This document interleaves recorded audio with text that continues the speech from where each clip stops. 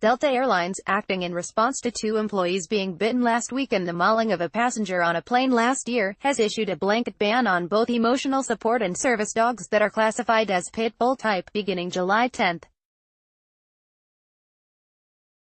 Both dogs in the Delta cases were emotional support dogs, not service dogs, which have a higher level of training. People with service dogs also have protections under the Federal Americans with Disabilities Act, allowing them to take their trained dogs into areas other animals would not normally be permitted, such as restaurants and airplane cabins. Delta spokesman Ashton Kong said the airlines are regulated under the Air Carrier Access Act, which gives them the right to exclude animals that are too large or heavy to be accommodated in the cabin, pose a direct threat to the health or safety of others, cause a significant disruption of cabin service, or are prohibited from entering a foreign country. The decision is particularly concerning to Tony LaRusse's Animal Rescue Foundation in Walnut Creek, which has a program that matches veterans with rescue dogs, who are then trained as service dogs. Because pit bulls and mixes make up a large percentage of shelter populations in Northern California, and because the dogs have an aptitude for service work, many of the veterans have dogs of this type. Elena Bicker, ARF's executive director, said the organizers believes decisions to restrict a service animal should be based on their individual behavior, as the law states, and not a blanket policy based on how a dog looks. The ACAA currently contains language indicating service animals must be trained to behave appropriately in public and can be removed or restricted if they pose a direct threat to the health or safety of others or cause significant disruption. Bicker said,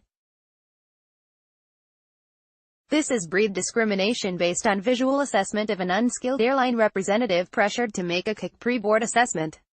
While the veterans can choose other carriers, if those airlines follow suit, the vets could find themselves grounded." In a statement issued by Delta, the airline attributed the change to an increase in incidents with support animals. The ban is part of a crackdown the airline began in March to root out fake service and support animals. According to the statement, the ban, which comes as the peak summer travel season is underway, is the direct result of growing safety concerns following recent incidents in which several employees were bitten. The new regulations also limit customers to just one service or support animal per flight. Delta already has placed restrictions on types of support animals it will allow in the passenger compartment, and requires advance notice and a doctor statement for emotional support animals. The safety and security of Delta people and our customers is always our top priority, Gil West, Delta's chief operating officer, said. "We will always review and enhance our policies and procedures to ensure that Delta remains a leader in safety." Despite the pit bull's reputation for viciousness, the dogs have a proven record as service dogs, and ARF has found tremendous success training pit bull types as emotional service dogs within its Pets and Vets program, Bicker said. ARF's results mirror the American Temperament Test Society outcomes, testing approximately 30,000 dogs of every breed and mix on skittishness, aggression and differentiation between threatening and non-threatening humans. Bicker said.